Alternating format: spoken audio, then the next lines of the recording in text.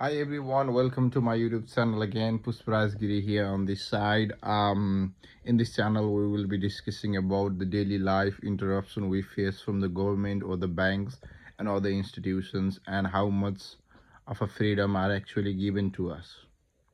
We will be discussing how much freedom of the money you have. I mean, you don't even have freedom to go and withdraw the cash that is more than $5,000. If you wanna deposit something, they will be asking you questions. They will be withdrawing something, they will be asking you some questions. That is actually, in fact, somehow useful sorry, to prevent money laundering or scam money. That is something I really appreciate, keeping bank account safe. But when you do it by profiling some people that are into crypto or Binance, then that is something um, you realize uh, when your money are being confiscated um, by the bank. So as you guys know, as of now, today, six of my bank account was frozen, and it's a very sad moment. So I was the guy just selling and buying USDT from Binance P2p, just in a hope of making few dollars.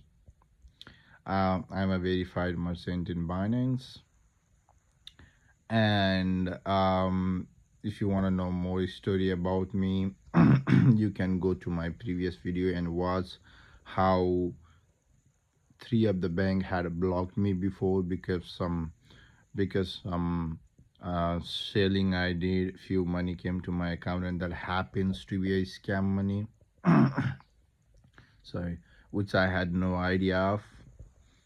And then it got unblocked. So just go to my previous video and see how I unblocked it, what are the conversation that happened. So today I am discussing about the six bank account that was frozen within a week. So all six got frozen within a week.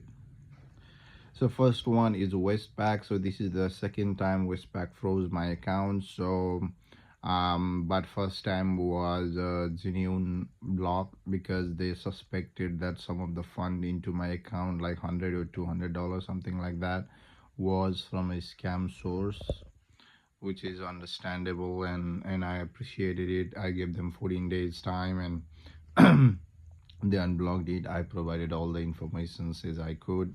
I filed the internal complaint, and then complaint got solved. But second time I was just paying 5,000 over to someone else, and they put a hold on my payment. When I gave them a call, they told me that I need to visit to the bank to give the explanation. So I went to the bank with the 100 points of ID, and when I went there, they told me that they are giving me a final warning, and if any payments coming or going out that is related to the cryptocurrency, then they will be blocking my account or closing my account. And when they close my account, they will put a note, or they will flag my account, so that other banks won't be able to give me a banking service.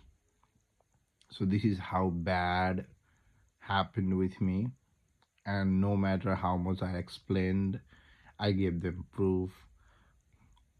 The banker just in front of me, I just bought my mobile phone. I just show him all the deposits and the person that I was dealing with, the proofs and everything. And they told me, why are not you using our account to purchase something? Like, when did you buy something from Kohl's? When did you buy something from Aldi or something, Amazon or something? You haven't used our card, you are just depositing and withdrawing. So I'm not the guy who actually use the card or go there and tap the card. I actually do everything by cash, and that is my rights. So I have been withdrawing money from Westpac to buy things on cash, and I do keep all the receipts. So I explained them all the situations, and then I felt like after they told me that they're gonna close my account. When they will close, if it happens again, they will close my account, and they will inform other banks. Then that is something that I don't want to do. That is something, if you don't want to give service to me, you should say, okay, I'm not gonna give any service to you. We're gonna close your account straight away. Don't give me a um, don't threaten me. Don't tell me what you're gonna do and you're gonna make my life miserable or something. That is not something I open a bank account to listen. Then I told them I'm closing my bank account with you immediately because of your poor banking services. So put that on a note, and I will close my bank account today, and I withdraw all the cash from my bank. And Westpac Bank got closed, and before closing it, I did put an internal complaint. And if they don't respond to me within a time, then I will be filing for AFCA complaint. I will be obtaining the call recording that I had with me and then that banker on the call. Um, that the AFCA will have a close look on it if they have rights to do that simply because someone is dealing in cryptocurrency. Next one is ING Bank. This was also a second time, but this seems to be a woman who used to buy USDT from me. I did verify her identity. I did talk to her on the call as well. I sent her several scam warning messages. Also in my Binance chat, I asked her every questions that would indicate me that she was being scammed or something, because when someone buy USD from you, it seems like it's our job to give them a warning and to let them know that scams are happening, because our job is to sell and receive the money, and that's what we are doing. But after they receive that USD from us, they will go somewhere in a scam website and they will lose that USD and go to the bank and say, okay, my USDT is gone, I have been scammed. When that happens, then bank will trace all the funds and will give you unnecessary torture.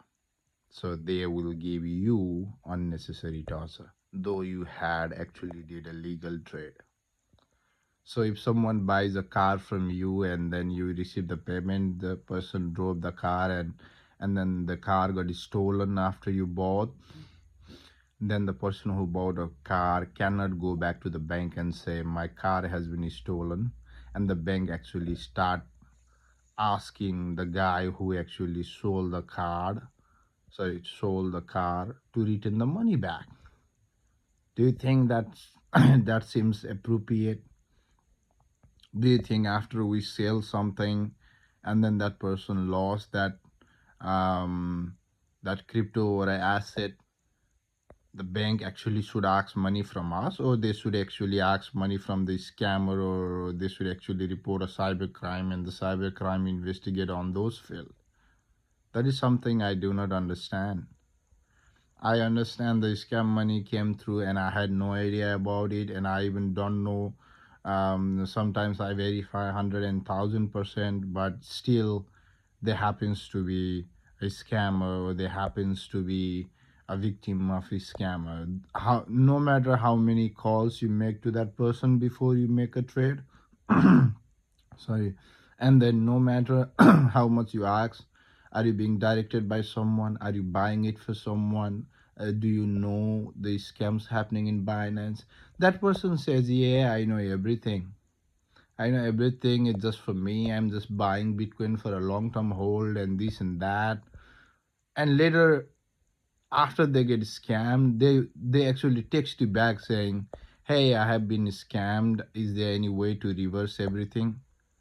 It's not a it's not a car transaction you make and then you keep on saying you didn't authorize those transactions. This is a complete,